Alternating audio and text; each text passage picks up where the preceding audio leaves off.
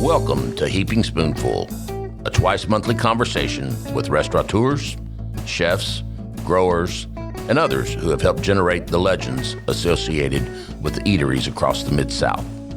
The team at Benny Keith is proud to sponsor this adventure with the goal of preserving the stories that have helped cultivate an amazing food scene across the Mid-South. So kick back and enjoy a Heaping Spoonful. Greetings, everybody, and welcome to Heaping Spoonful. I'm Kelly Bass, and it is my pleasure, after decades of writing about restaurants for Little Rock newspapers and magazines, to be the host of this podcast and just talk about restaurants and the people who make them great. So thanks to Benny Keith Foods for giving me this opportunity. Our goal on Heaping Spoonful is to cast a spotlight on chefs and restaurateurs from across the Mid-South, and today we are chatting with Susie Powell, owner-operator of Hoots BBQ in McGehee, Arkansas. So welcome to Heaping Spoonful, Susie. Thank you for having me. We're very glad you're here. We are recording this episode in early May 2022. I hope people are listening for centuries beyond that. But I see that last month marked the 10th anniversary of the opening of Hoots in April 2012. So congratulations on that. Thank you for that. It's been a wild 10 years. Boy, it has. And I tell you, the interesting thing that I admitted before we started recording that I've found out so much about you and about your establishment from reading what other people have written. And, you know, celebrating the 10th anniversary of your restaurant is great, but you've been popular since pretty much the day you opened a door. And that is not the story you might expect from a woman who worked for decades in a dentist's office and whose husband that worked with her to start the restaurant was a farmer. But that's the situation. Trust me. I never thought I'd be in the restaurant business. Yeah, I'm sure. So, again, David and you sold the farm, and you bought an RV, and you traveled and had just a retired life for about 3 years. And I read that you were potentially in Port Aransas, Texas, which is a pretty cool place. And you all looked at each other, and you said, you know, I've kind of done enough of this. This is a little bit boring. And said, let's go home, and what are we going to do? We're going to open a restaurant. So that's pretty much the way it went down? It was. Yeah. We were sitting on the beach and looked at each other and said, we can't do this anymore. Yeah. Let's go back and take some risks and work really, really hard. Yeah.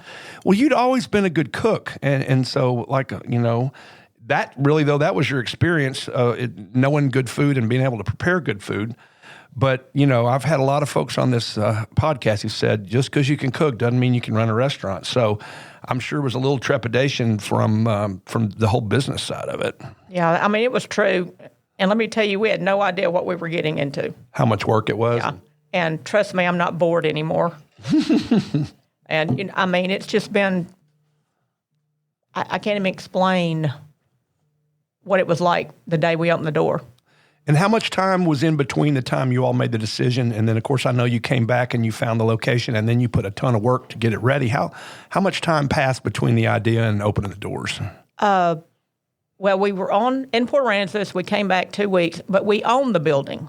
Oh, you already owned the building? We owned the building. We had leased it out to a Mexican restaurant, and it caught on fire. Oh, wow. So we were sitting there, and David said, let's go open a restaurant. And I said, okay, what kind of restaurant do you want to open? And he said, a barbecue restaurant. And you said? I can't open a barbecue restaurant. I've never smoked a piece of meat in my life. But I guess you found somebody that could teach you how to do it. Now, that location, had you all purchased that to do something with it, or just as an investment? No, we had owned it for a while. Did you ever operate anything in it, or did you just rent it to people? We had a Subway and a Pizza Pro years ago in it. Okay, so at least you knew convenience store. Right, so at least you knew where you were going because you knew you had that spot. Well, and we were from there. Yeah, but I mean, as far as not having to go procure a building because you had the building. Correct. And it's been many things. It's been a gas station. It's been a convenience store. It's been a Subway and a pizza place.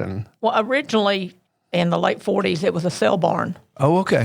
Where you brought your cattle to sell. Right. And then after that, it was a convenience store, a car dealership. It's just been numerous things. And then what I read is it's a pretty big place, and you got a lot of parking. We have a lot of parking. The building itself is about 15,000 square feet. Yeah, so you had plenty of room to do what you want.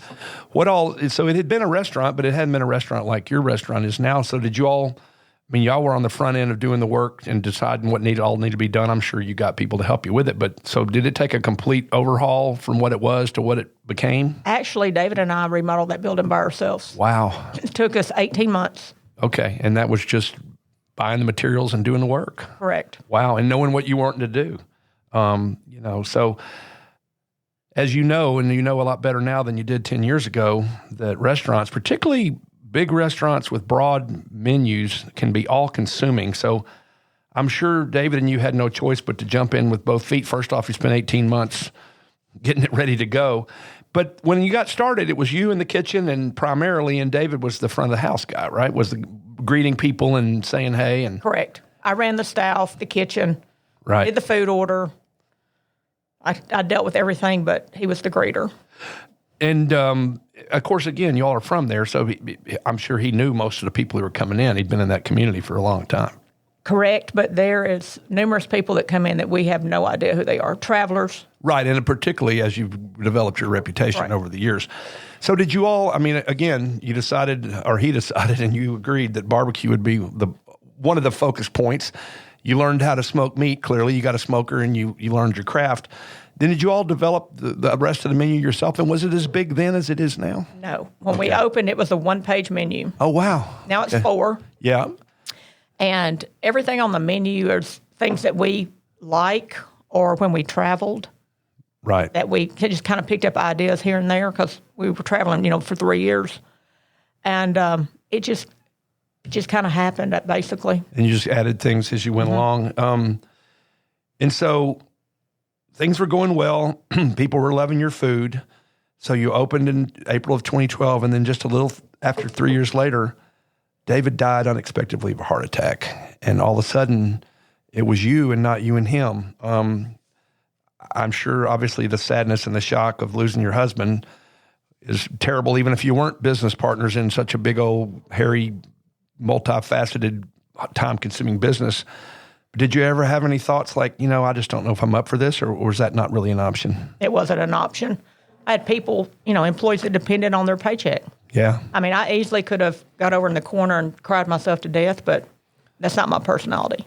Right. And so, and again, you had a lot of good people who knew how to help you run it, but there was a big void there. And so it sounds like one of the turning points was, you were like, well, hey, we're going to keep doing this, but I could use a little help. And I saw that you brought Brian Hargis on as your executive chef. Tell us about Brian, who he is, what he's done before, and how'd you find him? Well, Brian is a local guy. Oh, okay. So he's a guy you know. They were. He ran the country club there in McGehee for years. And dining's a big part of that. It is. And then he moved to Stuttgart. Okay. And he ran Five Oaks Duck Club. One of the premier duck clubs in the country, probably. And he and his wife wanted to move back to McGehee. Mm-hmm. And so I heard that, and I reached out to him. And it was a great hire.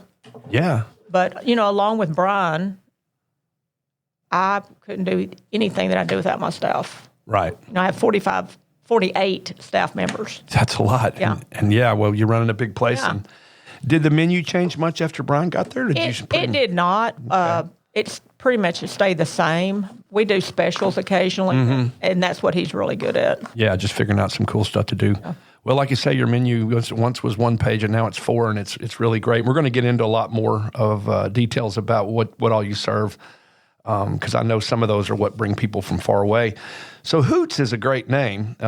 Tell our listeners how that came to be. Well, David and I wanted a name that fit our personality and fit our community. So our school mascot is an owl. Oh, that's right, the McGehee Owls. An owl hoots. Yeah. And he and I had a hoot no matter what we were doing, so it fit our personality for having a good time. Oh, that's fabulous. That's fabulous. Well, listen, everybody, thanks for tuning in to Heaping Spoonful. We're going to take a short break. We'll be back with our guest, Susie Powell of Hoots BBQ in McGehee, Arkansas. So hang on. We'll be right back. I hope you're enjoying this episode of Heaping Spoonful. We at Benny Keith Foods enjoy talking about the food scene almost as much as we enjoy providing the top quality ingredients that help restaurateurs and chefs across the Mid-South create their magic. Now let's dive even deeper into the culinary world with your host, Kelly Bass. All right, everybody, welcome back to Heaping Spoonful and our visit with Susie Powell of Hoots. A thriving restaurant in a heavily trafficked location can really become, particularly around a small town, a cornerstone of a community like McGehee. Is it safe to say that y'all are kind of a focal point and a gathering place for a lot of folks that are from that area? We are. Along with travelers, when they're going to the beach, they plan their lunch or dinner breaks at Hoots. Because they're heading right down that way. They're heading down that way. Yeah, so do talk about that, because again, I'm sure as your reputation grew and as you develop more fans close by, people hear about it, they read about it like I did, they see all that you have on the menu, which again, hang on and don't drill too much before we get to that. But you draw from a pretty good, besides just the passers through, there's people who get in their car to come to Hoots and eat and then go home. That is correct. We have people that drive over from Mississippi, up from Louisiana, right, from Stuttgart, Gillette, Star City, Warren, even Little Rock. Sure, because again, you're in the southeast corner of the state, right. For those who don't know, and you are on the main drag headed, if you're going to Florida and you're leaving from somewhere, well, definitely from Little Rock, you're driving through McGehee. Right. Yeah, that's really, really cool. So, and again, the name of your restaurant, and I saw, again, a picture of you in front of the sign, and it says Hoots BBQ, but, BBQ, but there's also the words above that, kind of in a semicircle, bakery, bar, and grill. So let's take those one at a time. Tell us the role that bakery plays at Hoots. What are we baking? Well, we're baking homemade cakes, pies on occasion. We make Italian cream, German chocolate, carrot, strawberry. We make cheesecakes, banana pudding, lemon icebox pie are our standards. Yeah, and I've seen many brag about all of those, but banana pudding seems to be a real strong player for you. It is a strong player. And if I also read correctly, those were cooked by your mother?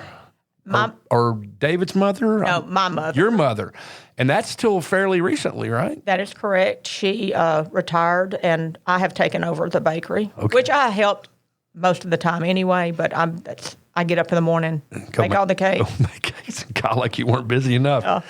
Well, that's great because, man, I'm, a big lover of a good dessert. Sometimes I even order it when I order my main course to make sure I get it. So and then bar, which you have a full bar. It looks like you've got a nice selection of beers and wines and spirits. And I guess, again, it's something that gives people some nice options to pair with their meals, and also just to come in and have a cocktail and relax. It does, but we're not really a bar. It's just an adult area for right.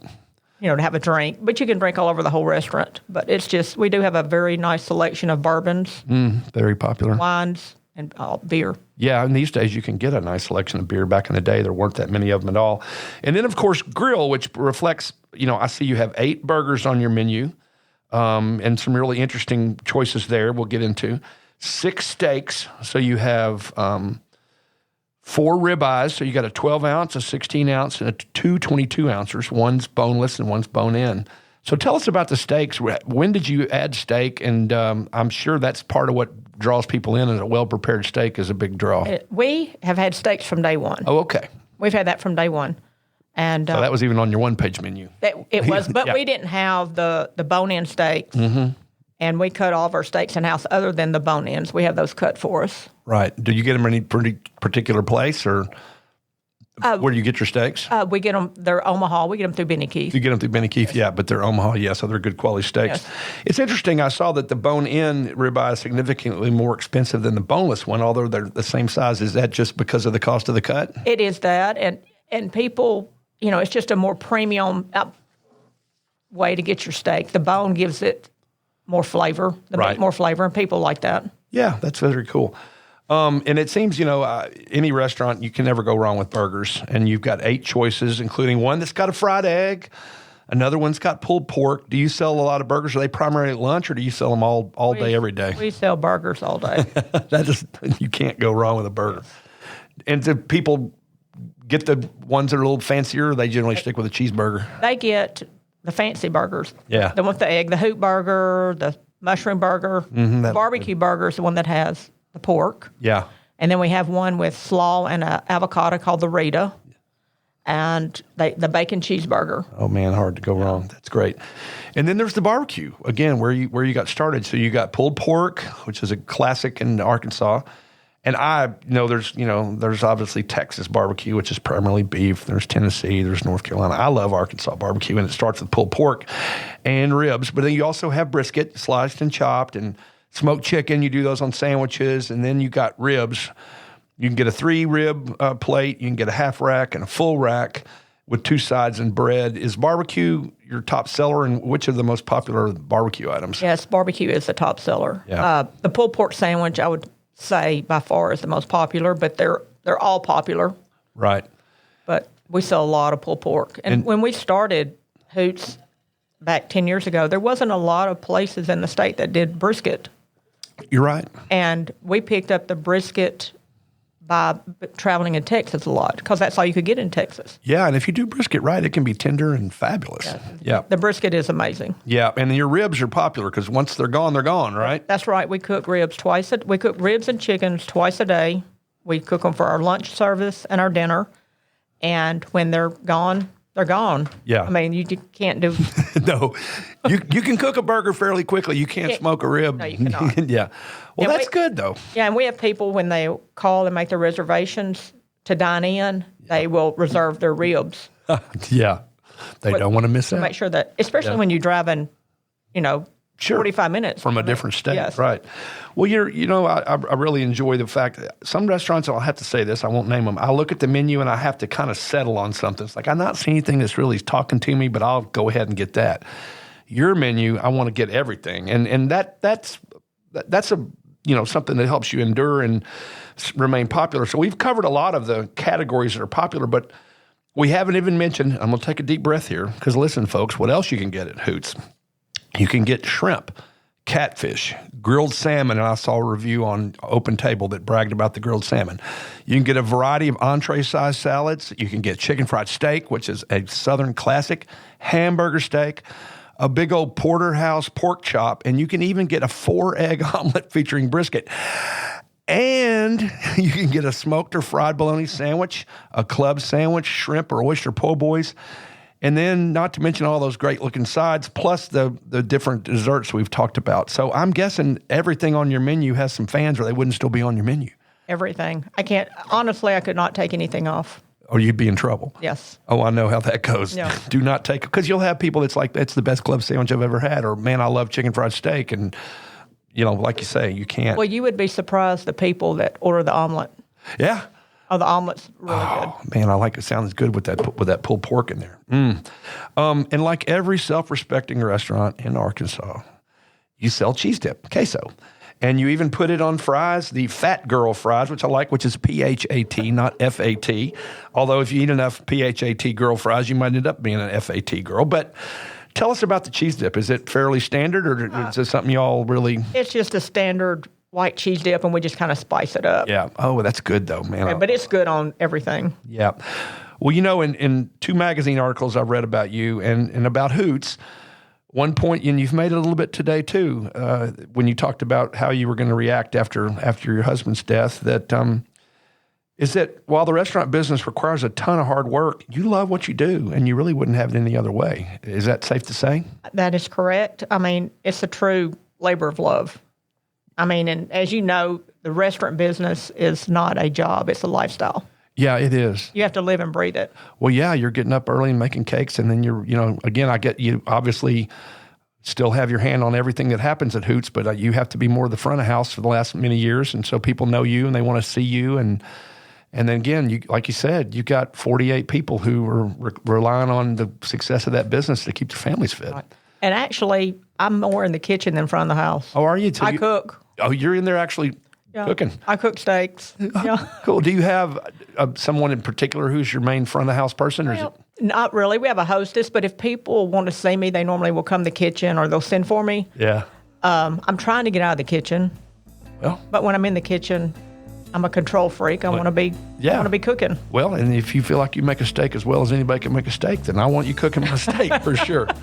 For sure. Well, listen, I appreciate your time, Susie. I'm glad you're in town. There's a big Benny Keith food show tomorrow and an event tonight, and I'm lucky to get a couple of out-of-towners that are, sometimes I have to talk to those folks on the phone, but I got Susie face-to-face, and I got a gentleman from Hot Springs that's going to be here in just a little bit. So we're excited that you're here. We appreciate it. You've got a great thing going. And we also appreciate all of you out there in Hooping Spoonful land. We put up new episodes the first and third Tuesdays of every month. So go check out the ones you've missed and keep an eye out for the new ones. And goodbye and have a great day, everybody. Thank you. We hope you enjoyed this episode of Heaping Spoonful. On behalf of all of us at Benny Keith Foods, Mid-South Division, please know how much we love connecting you with the legends of the culinary scene and their unique stories. I look forward to the next time we can offer you another Heaping Spoonful.